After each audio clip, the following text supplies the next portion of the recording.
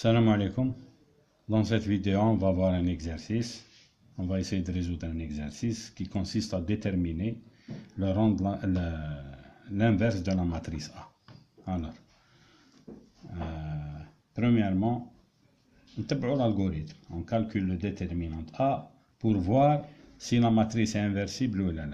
Alors, comme la matrice c'est une matrice triangulaire inférieure, c'est-à-dire tous les éléments qui sont sous la diagonale principale sont nuls, son déterminant est égal au produit des éléments qui se trouvent sur la diagonale principale. 1 fois 1 fois 1 fois 1.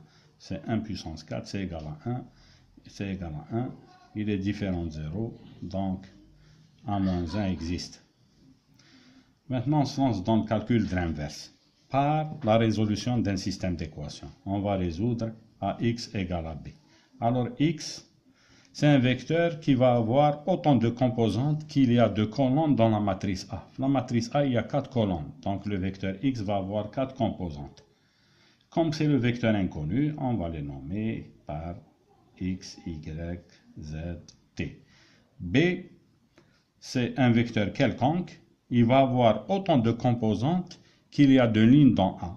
A, il y a 4 lignes, donc B va avoir 4 composantes. Comme il est quelconque, on va leur donner des symboles sous forme de lettres B1, B2, B3, B4. Alors, AX égale B va s'écrire sous la forme, alors, 1, 1, 1, 1, 0, 1, 1, 1, 0, 0, 1, 1, 0, 0, 0, 1, fois X, Y, Z, T égale B1, B2, B3, B4. Alors, on résout ce système par substitution parce qu'il est facile de le faire. Donc, on va réécrire le système sous forme d'une combinaison linéaire, d'une combinaison d'équations. X plus Y plus Z plus T égale à B1. Y plus Z plus T égale à B2. Z plus T égale à B3, T égale à B4. Donc déjà on a T. T c'est B4. Alors première, deuxième, troisième, quatrième équation. Qu'est-ce qu'on va faire maintenant? On va substituer T par sa valeur dans l'équation 3. Alors dans l'équation 3, Z plus T qui est égal à B4 va être égal à B3. Donc, Z, c'est B3 moins B4.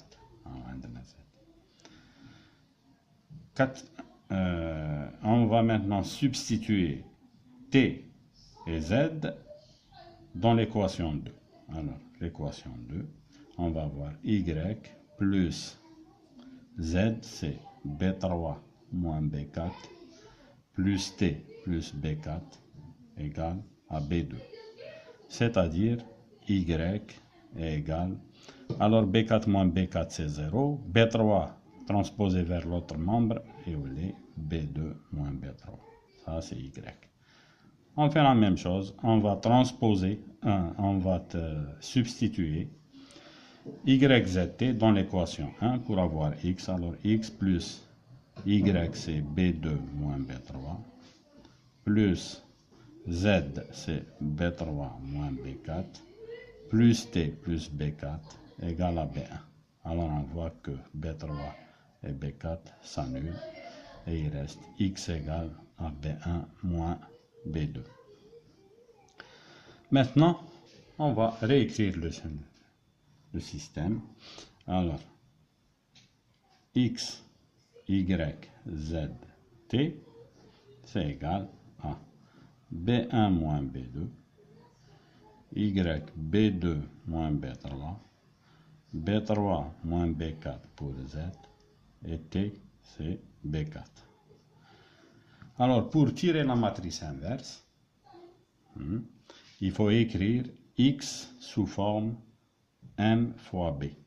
Où M, c'est une matrice, où B, c'est le vecteur B1, B2, B3, B4. Alors, à partir du résultat qu'on a ici, on peut écrire X, c'est-à-dire X, Y, Z, T, sous la forme 1 fois B1 moins 1 fois B2 plus 0 B3 plus 0 fois B4.